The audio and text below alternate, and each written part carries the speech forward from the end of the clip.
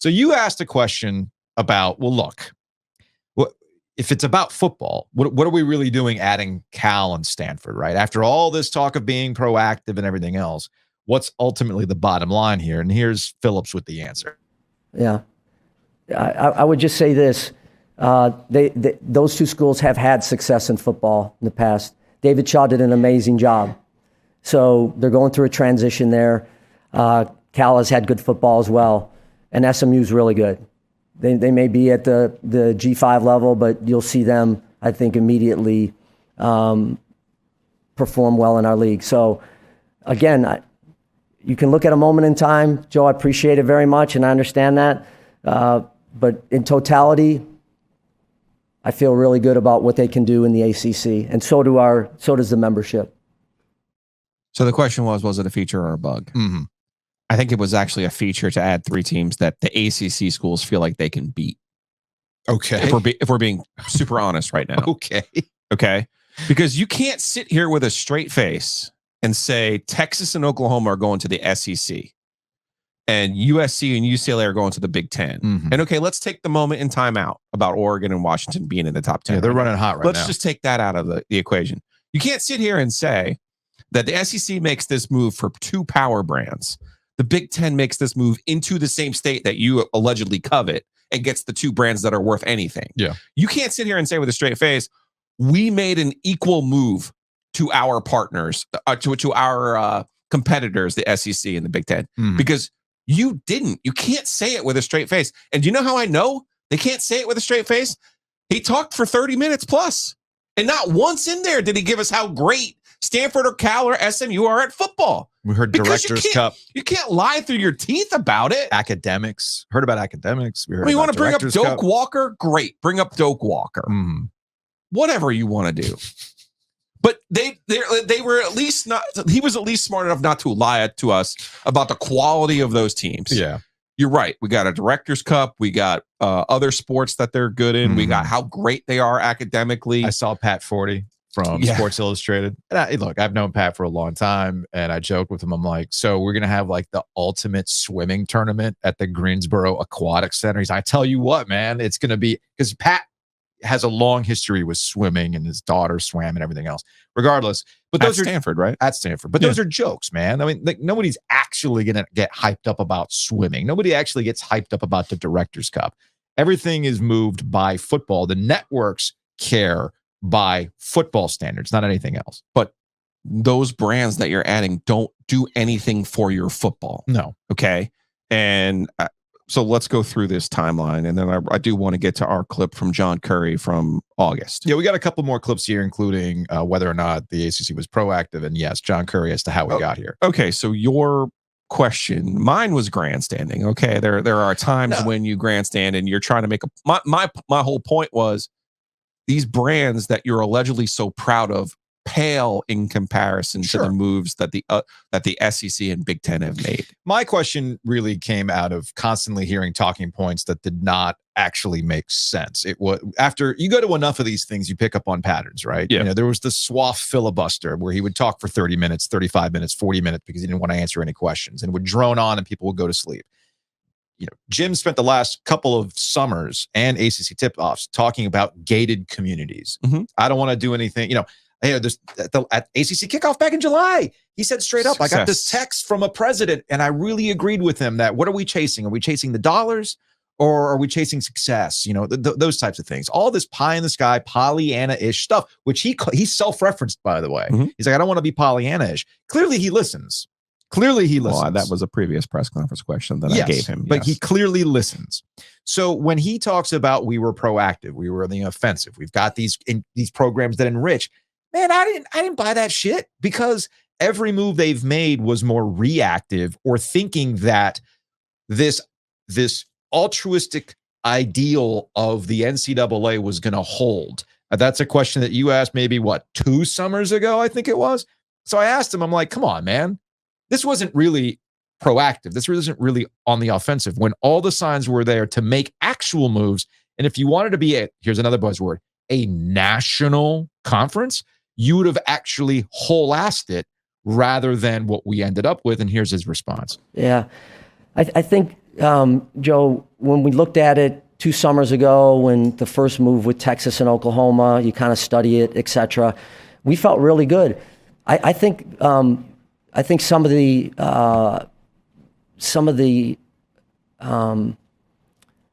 vibes and some of the conversations we had with individual institutions, Joe, that became apparent that we needed to try to do something financially as well as protect the fortress.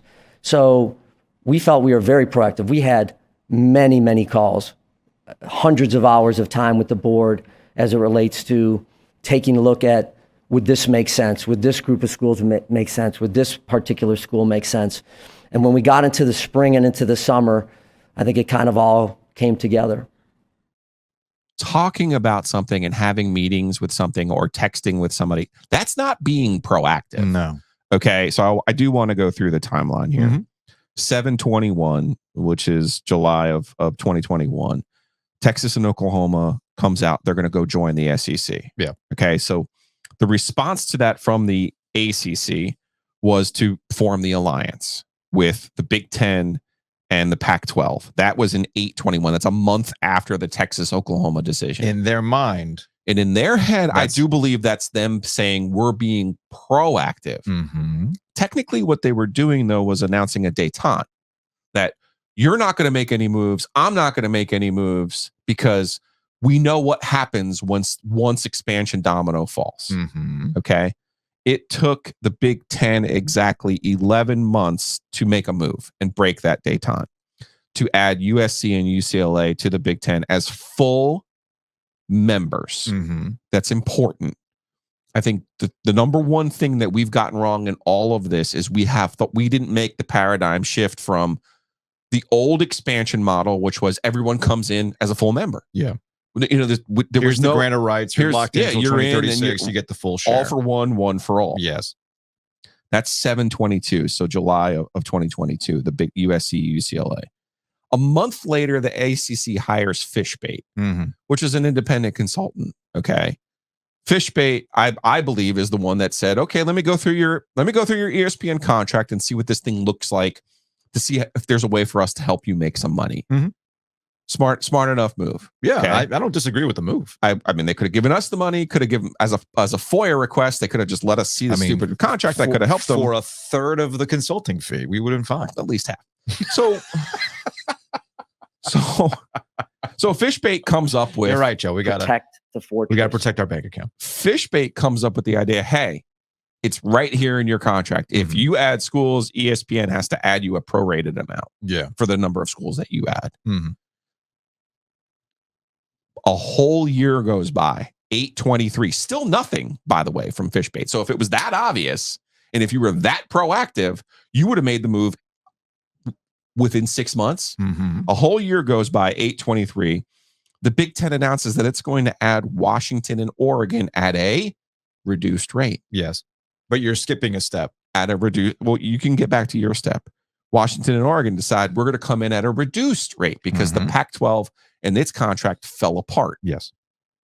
Then the next month, not adding Washington and Oregon, not adding, and I agreed. I wouldn't add Arizona State, Washington, Oregon, or any of the schools at a full rate. Sure. It didn't even occur to the ACC, apparently, to add any of those schools at a reduced rate, though. Mm-hmm. Because if it did, they would have added those schools. Mm-hmm. Instead, they end up with Stanford and Cal, who are, yes, amazing academic institutions. Yes, they are wonderful at the non-revenue sports.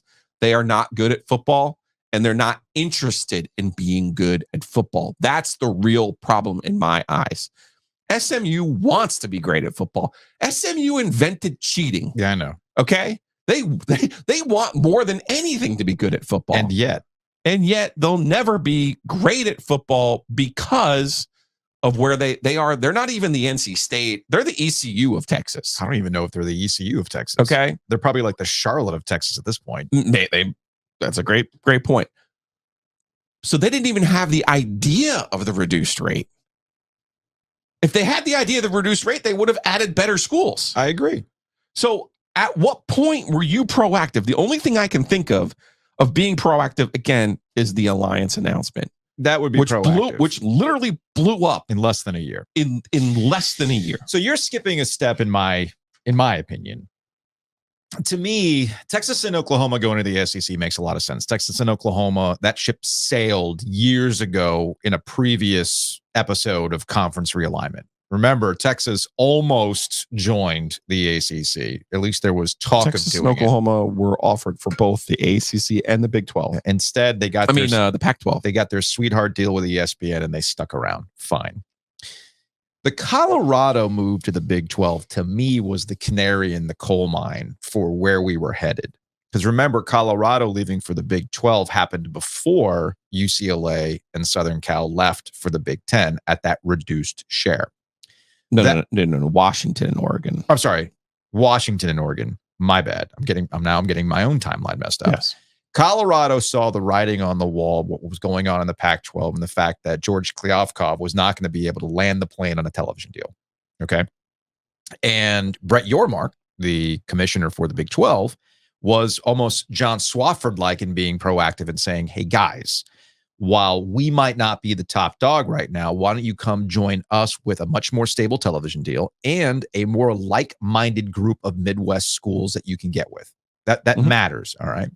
So if you're the ACC and you see this happen and you see the weakness in the Pac-12, why are you paying fish bait solutions at this point to not help you come up with a new way of going about conference membership? You talk about full shares. The ACC practically invented it with Notre Dame not even being a full member. So it's not like it hasn't been in the history. Voting rights. Right. So it's not like it's not in the history of the ACC to get a little creative when it comes to securing yourself. Again, proactive under John Swofford was to come up with a way to make sure that Notre Dame did not leave for another conference. You might not join us full time, but we got you, and we're going to have this relationship. Where was any of that thinking? That's proactive to me. As much as John Swofford gets dunked on by a lot of people for the television deal and Raycom and his UNC ties and stuff like that dude was proactive. That guy saw where things were going. Jim Phillips operates from a time in which he would like the status quo to continue. That's where you get your gated communities. We don't want that. The alliance. I don't need a contract. I can look this man in the eye sockets and understand we're gentlemen. The alliance included USC and UCLA still in the Pac-12. It did. That was the real move to be made, but the Pac-12 was not humbled by that point. No, they weren't. To accept all of the lesser options that ultimately came their way, other than USC and UCLA going to the Big Ten. To wrap my point on this and move on from the conversation and stick to my guns on the Colorado aspect of this, let's not act that there weren't rumors about and we actually went back to July and picked up on some things that Jim Phillips said about maximizing their revenue opportunities and the fact that they have a network. And he referenced it again at tip-off, where we're only one of 3 conferences that has its own network. They viewed the network as a revenue operator. I'm sure there was some big Sith energy with that one, by the way. I know, right? We're the only ones ever. Are you sure? You underestimate. Tell me, future boy. My power. But I'm sure we could have beers with Bubba Cunningham, right?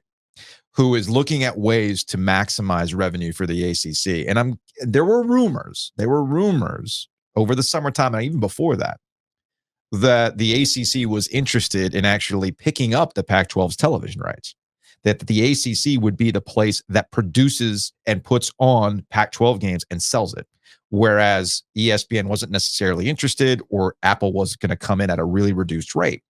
So apparently you were creative enough to think about, oh, well, maybe we can become their network, at least if the rumors are to be believed. Well, you should have taken a step further. And when you start talking about we're a national conference now, no, you had an opportunity to be a national conference by picking up Washington, Oregon, Stanford, Cal, Arizona State, and creating a much more equitable scheduling pod system. And if you want to add SMU to the mix to be your central hub and you want to go to Jerry Jones's Star to hold tournaments and stuff like that, okay, I'd be willing to hear you at that point, because you do need to think. All right, so for advancement theory, my favorite topic, advancement theory, let's go to John Curry, because I think we know where this is headed going forward. John Curry is the AD at Wake Forest. We talked to him back in August while all this stuff was really boiling over. And Curry was right. Curry was absolutely right and basically telling us, without explicitly telling us, that where we're headed is consolidation? I think if you look overall at the landscape, we know, and in my particular situation, I've just lived the fact that this enterprise is consolidated over the years. Mm-hmm. Going back 30 or 40 years, this enterprise is consolidated in college athletics. And I was there. I mean, I remember very distinctly the night the Big 12 died. I mean, the old Big East died, and as it splintered, some went to the ACC. We were in the Big 12. We picked up one. I remember that. 3 weeks ago, the Pac-12 died, essentially, which is very sad for college athletics and for all the institutions engaged in it. And so, as you look at consolidation being inevitable, there's some real arguments that strength in numbers and adding really strong universities that reflect the values of our league, that are relevant to the populations of our universities. All those are reasons that things can make sense. Now, on the other side, there's also, it's different. I've been quoted this week. I mean, I grew up on Tobacco Road, and I knew every, in 1982, I could have named all 5 starting quarterbacks. I mean, all 8 starting quarterbacks in the league. I could have named all, the starting lineups for all 5 basketball schools. I watched Wednesday night, and so that was great. It's not going to be like that again, right? It's just not. And so how do we make sure the ACC, particularly for the state of North Carolina, which is the anchor of a Power 4, I guess now, conference, right, in Charlotte, how do we make sure this thing continues to stay strong for generations? And so those are some of the factors I think that have to be weighed as we're examining, different options. So that was John Curry, athletics director at Wake Forest, back in August when he joined us to talk about all the moving and shaking in the ACC. And he kept using the word consolidation. So I think we kind of know where this is going. Consolidation being inevitable. Yep. What they're saying, and what Jim Phillips didn't say yesterday or refused to kind of say when David Teal and Luke asked him about it, Florida State and Clemson are going to leave the league. Mm-hmm. Probably Carolina too. And somehow in their brains and in the contract with ESPN, adding these schools in their brains is being proactive, because it means when those schools leave, well, we can still protect our number one asset, which is our contract with ESPN. The fortress.